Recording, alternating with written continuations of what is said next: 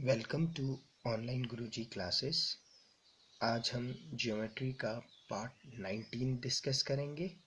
जो लोग ये लेक्चर पहली बार देख रहे हैं उन लोगों से मेरा रिक्वेस्ट है कि आप ज्योमेट्री के लेक्चर पार्ट 1 से लेकर पार्ट 18 तक देखें इस पार्ट को देखने से पहले, और सारे लेक्चर को आप सीक्वेंस पे देखें।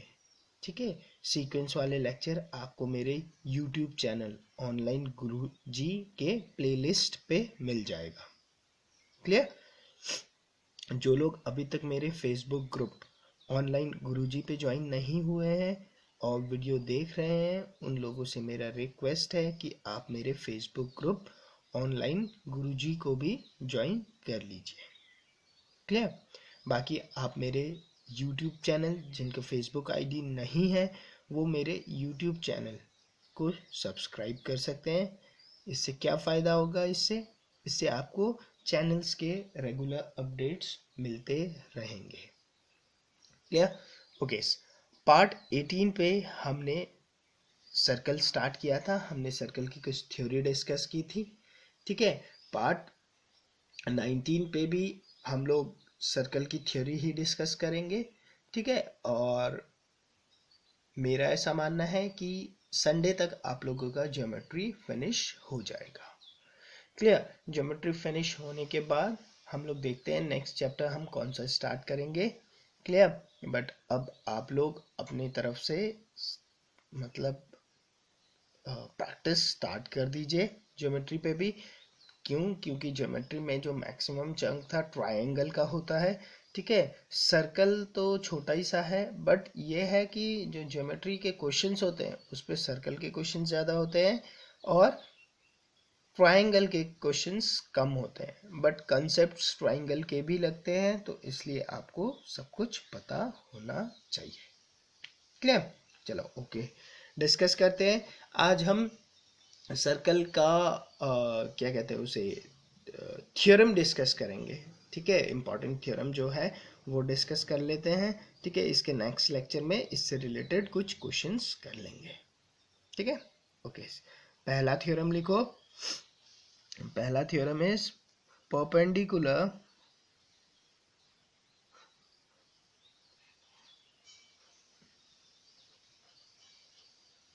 Drop from the centre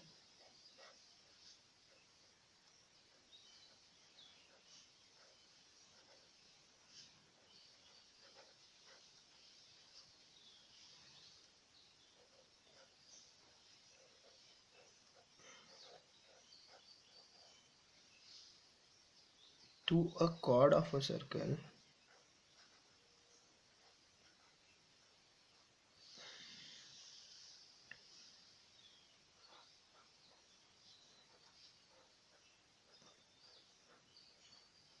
bisect the chord।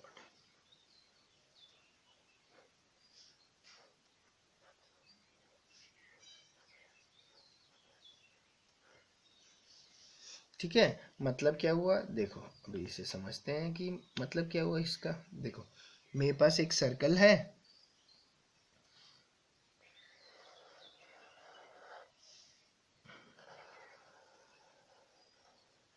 Okay, this is my circle. ठीक है, अब इस सर्कल पे एक कॉर्ड है, मान लो ये कॉर्ड हो गया, ये भी। ठीक है, तो ये बोलता है कि अगर सर्कल के सेंटर से इस कॉर्ड के ऊपर अगर मैं परपेंडिकुलर ड्रॉप करूँ, 90 डिग्री एक ड्रॉप करता हूँ, तो ये 90 डिग्री ये क्या करता है, इसे बाइसेक्ट कर देता है। मतलब okay, this is O, this is D. ठीक है, मतलब अगर O D is perpendicular to A B होता है, ठीक है, तो क्या होता है आपका A D is equal to B D होता है। ठीक है, और वाइस वर्सा भी इसका ट्रू होता है। मतलब अगर आपको ये नहीं दिया कि ओ से हमने परपेंडिकुलर ड्रॉप किया है इस पे, तो आप बोलोगे कि भाई A D is equal to D B है। अगर आपको ये दिया गया है कि भाई ओ से एक लाइन ड्रॉप करी हमने, ऐसी लाइन है कि जो क्या कर रही है, O D is equal to जो AD is equal to DB, मतलब उस लाइन को बाइसेक्ट कर रही है, मतलब AD is equal to DB है, तो ये वाला ऑटोमेटिकली ट्रू हो जाता है।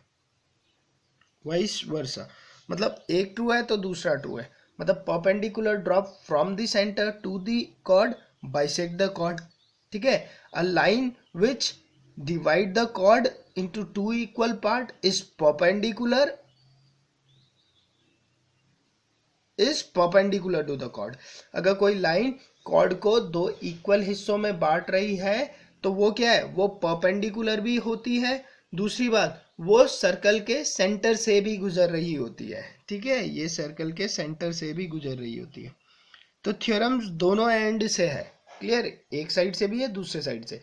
पहली साइड से यह है कि perpendicular drop from the centre to the chord bisect the chord. अगर इसी का रिवर्स देखें, a line which bisect the chord is perpendicular bisector and it also passes from the center of the circle. Clear? Clear, इसे आप ऐसे याद रखेंगे, दोनों चीज आपको याद रखना है, बट आप एक चीज याद रख लेंगे तो दूसरा तो ऑटोमेटिकली आपको याद हो ही जाएगा। क्लियर, नेक्स्ट देखते हैं। देखो, इक्वल कॉर्ड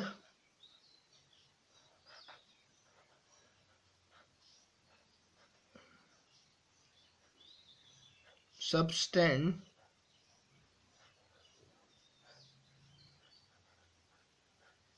equal angles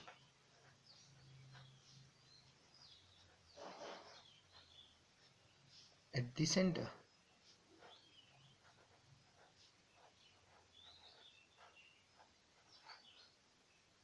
क्या है, ये भी बहुत इंपॉर्टेंट थ्योरम है। ठीक है, ये थ्योरम क्या बोल रहा है कि जो इक्वल कॉर्ड्स होते हैं, ठीक है, मान लो, देखो फिगर से ज्यादा क्लियर हो जाएगा।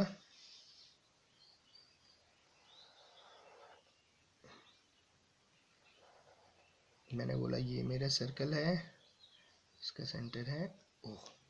क्लियर, इस सर्कल पे दो कॉर्ड मान लेता हूँ, मैं बोल देता हूँ ये क्या है मेरा, ये AB है, और ये मान लेता हूँ ये BC। क्लियर, O को सेंटर मान के इससे जोड़ देता हूँ और इसे भी जोड़ देता हूँ।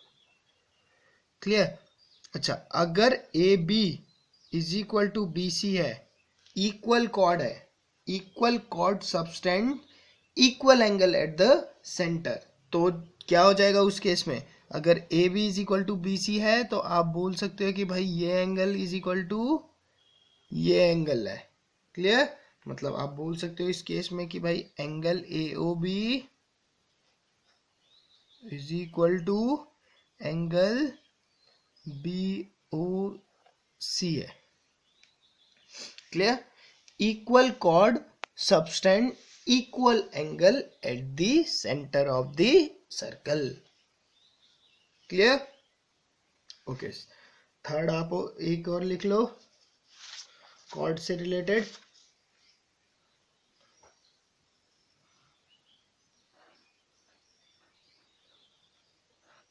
को equal cord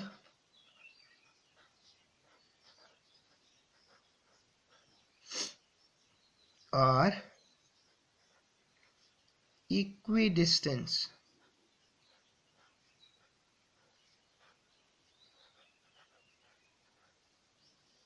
from the center।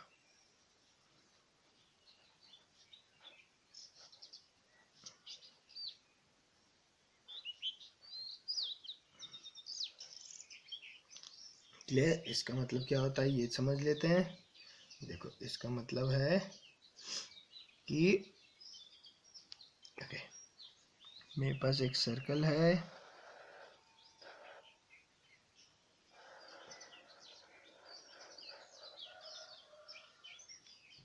और इस सर्कल में दो कॉर्ड दिए, मान लो आपको बोला है ए बी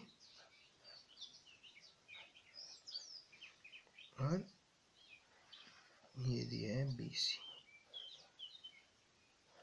बीच पे एक दिया है पॉइंट ओ, ये क्या है? सेंटर है। ठीक है। अच्छा, अगर ये दिया हुआ है आप लोगों को कि भाई A B is equal to क्या है? बी सी है। Clear? A B is equal to B C है, तो आपको एक चीज तो पता है, क्या हो जाएगा? Equal chord subtend equal angle at the centre of the circle. ठीक है, मतलब A O B is equal to क्या हो जाएगा? बी ओ सी हो जाएगा। दूसरी बात, अगर कॉर्ड इक्वल है तो उनका सेंटर से जो डिस्टेंस होता है, जो परपेंडिकुलर डिस्टेंस होता है सेंटर से, मतलब ये वाला डिस्टेंस,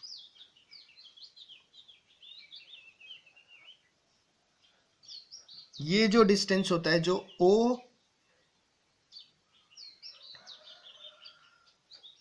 एम और एन है, जो ओ एम होगा वो ओ एन के इक्वल होता है।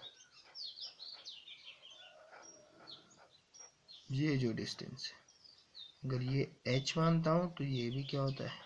h होता है। क्लियर? क्लियर?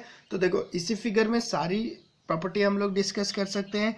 देखो, इस फिगर में क्या बोल सकता हूँ मैं? इसी फिगर में मैं ये बोल सकता हूँ ना, देखो ये यहाँ से परपेंडिकुलर है, तो आप बोल सकते हो perpendicular from the centre to the chord bisect the chord. आप बोल सकते हो A M is equal to M B.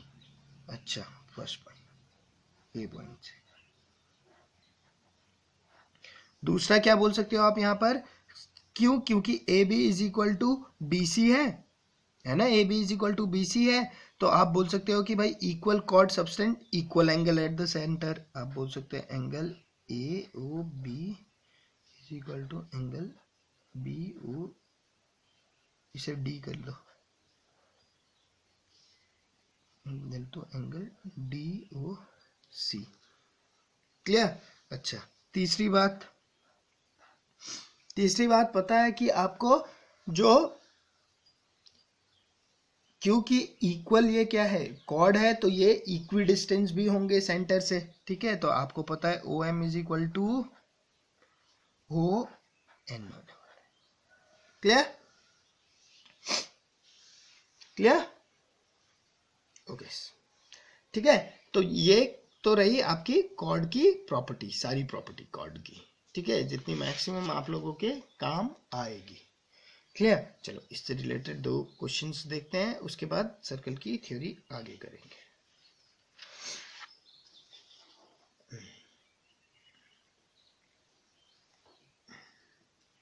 देखो, क्वेश्चन इज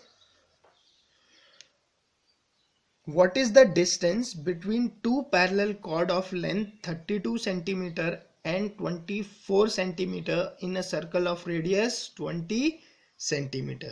बोलता है कि एक सर्कल है जिसका कि रेडियस 20 सेंटीमीटर है, उस पे दो कॉर्ड है, एक कॉर्ड। अच्छा, सर्कल का मैक्सिमम कॉर्ड कितना हो सकता है? क्योंकि रेडियस 20 है, तो सर्कल में जो मैक्सिमम कॉर्ड हो सकता है वो कितने का हो सकता है? वो 40 का हो सकता है। ठीक है ना? डायमीटर जो होगा वही तो मैक्सिमम कॉर्ड होगा ना, कॉर्ड की सबसे मैक्सिमम लेंथ तो वही होगी। ठीक है, तो distance between two parallel chord दिया है आपको 32 और 24। अच्छा, अब देखो,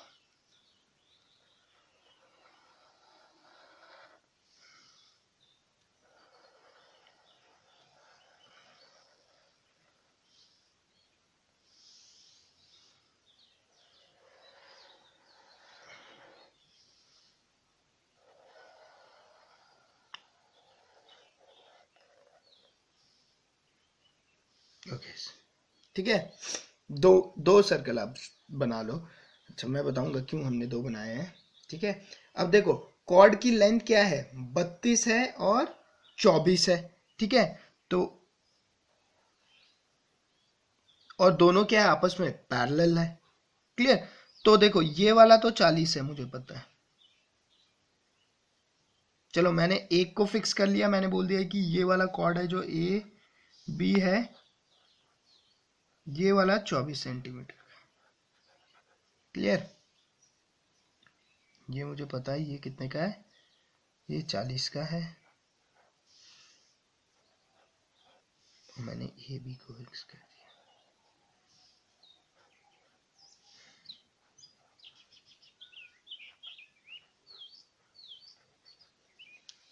क्लियर। अब मेरे पास एक कॉर्ड बच गया जो कि पैरेलल है ए बी के और जिसका की लेंथ 32 सेंटीमीटर है। अगर आप सोचो सही से तो एक केस तो ये हो सकता है कि कॉर्ड ऐसा हो,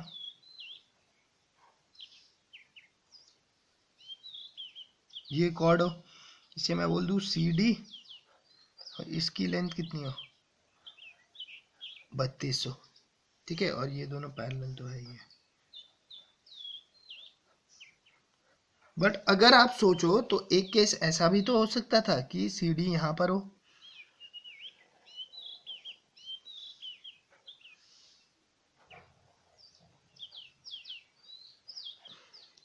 और इसका लेंथ कितना हो 3200।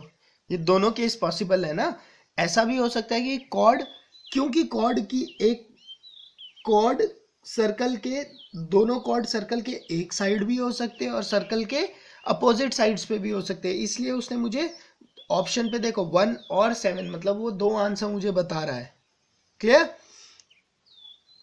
इतनी बात क्लियर हो गई। तो हम लोगों को क्या फाइंड करना है, हम लोगों को ये वाला डिस्टेंस फाइंड करना है, ये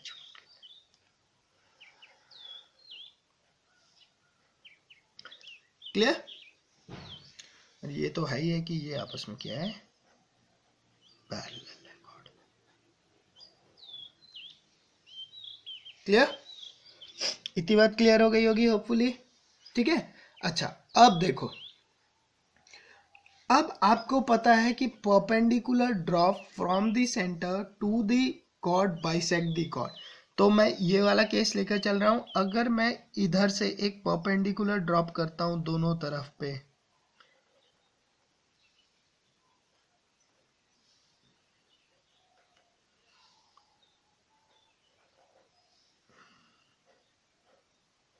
तो ये क्या करेंगे, बाइसेक्ट करने वाले कॉर्ड को, तो मतलब ए एम कितना होने वाला है, ए एम होने वाला है आपका 12, ठीक है। वैसे ये ए एन कितना होने वाला है, इस साइड वाले को ले लेता हूं, ये कितना होने वाला है आपका 16। क्लियर, इतनी बात तो क्लियर है, ठीक है।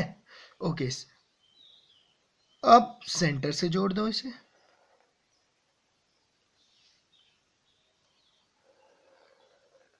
अच्छा, अगर आप सेंटर से जोड़ोगे तो आपको पता है ओ ए कितना है 20 रेडियस ऑफ सर्कल, ओ सी कितना है 20 रेडियस ऑफ सर्कल। क्लियर, इतनी बात क्लियर है। ओके, ठीक है। अब देखो, अगर आप देखो ट्राइंगल ओ ए एम और triangle O N C, clear, अगर आप इन दो ट्राइंगल को, अब मुझे देखना है। अच्छा, एक बात बताओ मुझे, ये राइट एंगल ट्राइंगल है, राइट एंगल ट्राइंगल है ना, O M A right angle है, ओ एन सी भी राइट एंगल है। तो अब इस पे पाइथागोरस ट्रिपलेट का कंसेप्ट लग सकता है, बिल्कुल लग सकता है। क्यों, अगर आप ध्यान दो तो मेरा ट्रिपलेट ऐसा है कुछ इस केस में, ठीक है। मुझे एक कुछ नहीं पता, दूसरा 12 है और एक 20 है। क्लियर, तो मतलब ये क्या है, इन दोनों में 4 कॉमन हो रखा है, तो अगर मैं 4 को बाहर निकाल दूं तो ट्रिपलेट कुछ ऐसा है, ये 5 है, ये 3 है। क्लियर, इतनी बात क्लियर हो गई। और ट्रिपलेट कौन सा होता है मेरा, मेरा ट्रिपलेट तो है 3 4 5 वाला, एक ट्रिपलेट है ना 3 4 5 वाला। आपको इसे इसकी जगह पे रखना है, ये दो तो आपस में वेरी कर सकते हैं, ठीक है। तो ट्रिपलेट क्या हो गया आपका 16 12 20, ठीक है। तो ये 12 दिया है, ये 20 दिया है, आप इसे डायरेक्ट लिखो 16। क्लियर, वरना आप लोग क्या करोगे, वरना आप लोग पाइथागोरस थ्योरम लगा के इसे सॉल्व करोगे। पाइथागोरस थ्योरम से कैसे करोगे, पाइथागोरस थ्योरम से आप बोलोगे कि भाई एओ का square is equal to O M का स्क्वायर प्लस ए एम का स्क्वायर, ठीक है। आप बोलोगे 20 का स्क्वायर इज इक्वल टू 16 का स्क्वायर प्लस ए एम का स्क्वायर, सॉरी 16 तो हमने निकाला है, ओ एम का स्क्वायर प्लस 12 का स्क्वायर 144। तो आप बोलोगे O M square is equal to 400 minus 2 144 जो कि कितना होगा 256 और इसे रूट पे डालोगे तो ये कितना आएगा आपके पास 16 आएगा। क्लियर। तो आप लोगों ने क्या करना है, आप लोगों ने ट्रिपलेट का यूज सीखना है। क्यों? क्योंकि अगर आपको ट्रिपलेट का यूज पता है तो आप बहुत इजीली इसे आराम से कर सकते हो, वर्बली करने लग जाओगे ट्रिपलेट का रूल जब समझ जाओगे। ठीक है, अब इस ट्राइंगल पे देखो 4 से इसे कैंसिल करो तो ये 4 का मल्टीपल है, ये 5 का है, आपको पता है ये 3 होने वाला है। 3 4 5 ट्रिपलेट है, आपके पता है ना आप लोगों को। अच्छा, अब ये क्या हुआ है, ये इंटू 4 हुआ है, ये इंटू 4 हुआ है, तो ये भी इंटू 4 हो जाएगा, तो ON कितना आ जाएगा आपका 12 आ जाएगा। और एक केस में क्या आ गया आपके पास, ये कितना आ गया 16 आ गया। क्लियर। तो इसका मतलब जो परपेंडिकुलर, तो इन दोनों के बीच का डिस्टेंस कितना हो गया 16 प्लस 12 इज 28 हो गया। When chord are opposite sides of circle, एक क्या है डायमीटर के एक तरफ है, दूसरा डायमीटर के दूसरे तरफ है। वही चीज इस पे देखो, इस पे भी वही करता हूं। इस पे क्या है, ये वाला डिस्टेंस है, ठीक है, ये वाला डिस्टेंस ए बी कितने डिस्टेंस पे, ए बी का डिस्टेंस है 16, ये मुझे पता ही है। ठीक है, इसका डिस्टेंस कितना है, इसका डिस्टेंस है सेंटर से, ये वाला डिस्टेंस कितना है सी बी, सी बी का डिस्टेंस कितना है, एक सेकेंड ना,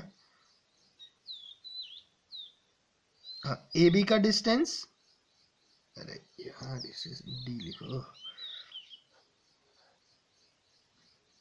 ए बी का डिस्टेंस कितना है, देखो ए बी का डिस्टेंस 16 हमने निकाल ही रखा है, और सी डी का डिस्टेंस कितना है, सी डी का डिस्टेंस 12 है। ठीक है, तो मुझे ये डिस्टेंस निकालना है, इन दोनों का डिस्टेंस कितना आ गया 4। क्लियर। तो मेरा आंसर क्या हो गया, मेरा आंसर हो गया 4 और 28। क्लियर। ठीक है, इजीली हो गया ये क्वेश्चन। आप लोगों ने ट्रिपलेट को ध्यान रखना था। आप इसे भी यहाँ पर ऐसे ही लिख सकते थे। आप बोलते 25, 4 कॉमन है तो आप बोलते ये 5 है, ये 4 है, तो आप बोलते ये कितना है 3 है। 3 4 5 का ट्रिपलेट है, 90 डिग्री है, तो आप क्या करते हैं इंटू 4 हो रखा था, इंटू 4 हो रखा था, इंटू 4, आप सीधा ये भी 12 लिख सकते हो। ठीक है, अगर आपको कोई भी दो साइड पता है और 90 डिग्री वाला है क्वेश्चन, तो आप उस पर ट्रिपलेट आराम से लगा सकते हो। ज्यादातर प्रोबेबिलिटी यही होती है कि जो ट्रिपलेट मैंने आपको लिखाया है उनमें से कोई एक ट्रिपलेट ही आपके पेपर में आएगा।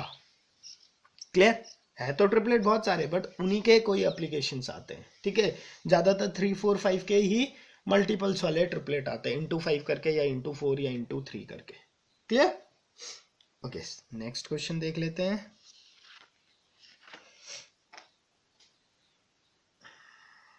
देखो question is two chord AB and CD of the circle are of equal lengths. If O is the center of circle and AOB is equal to 80 degree, find this. Okay, चलो figure बनाते हैं, पहले देखते हैं क्या है question.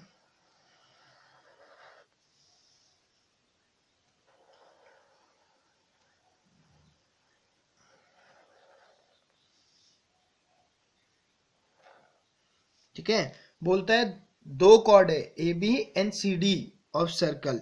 ठीक है, मैं बोल देता हूं ये ए बी है,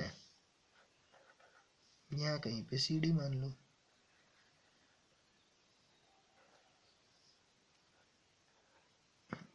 तो फिर इसे जोड़ ही दो आप लोग।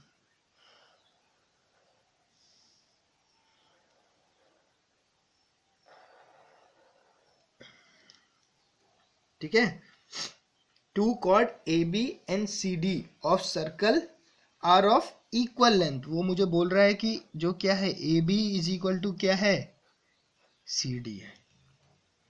Clear, are of equal length. If angle A O B is equal to 80 degree, वो बोल रहा है ये वाला एंगल कितना है 80 डिग्री का है। Find angle O C D, this angle, and O B A, this angle, इन दोनों एंगल का सम चाहिए।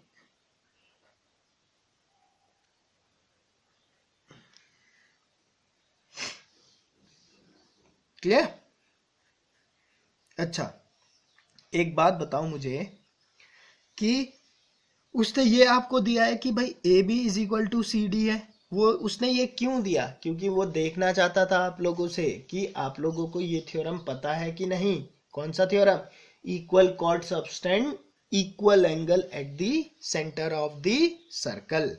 अगर आपको ये बात पता है कि भाई क्योंकि मेरा A B is equal to C D है, तो क्या इंप्लाइज होना चाहिए? A O B is equal to angle C O D, ये इंप्लाइज होना चाहिए। क्यों? क्योंकि A B is equal to C D है, आपको पता है equal chord subtend equal angle at the centre of the circle. तो आपको अगर ये बात पता है तो आप लिखोगे एंगल सी ओ डी, ये कितना होने वाला है? 80 डिग्री का होने वाला है। क्लियर? अच्छा, अब देखो क्या बात है। अब ऐसा है कि ओ ए क्या है? जहां आपको सेंटर से सर्कल तक एक कोई भी लाइन दिखे, सेंटर से मतलब सर्कल के सर्कमफ्रेंस तक, तो ये तो मेरा आर है, रेडियस है। यहां से ये भी मेरा रेडियस है। क्लियर? अगर दो साइड्स इक्वल है तो ये कौन सा होता है? आइसोसेलेस ट्रायंगल होता है। और आइसोसेलेस ट्रायंगल में क्या होता है? आप लोगों को इसीलिए पढ़ाया गया है, आइसोसेलेस ट्रायंगल पे बेस एंगल क्या होते हैं? इक्वल्स होते हैं। तो इसका मतलब ये क्या होगा? ये हो जाएगा आपका, अगर इसे y माना है तो ये भी y हो जाएगा। क्लियर? और ट्रायंगल में सम कितना होता है? 180 डिग्री। तो आप बोलोगे 80 degree plus y is equal to 180 degree. Triangle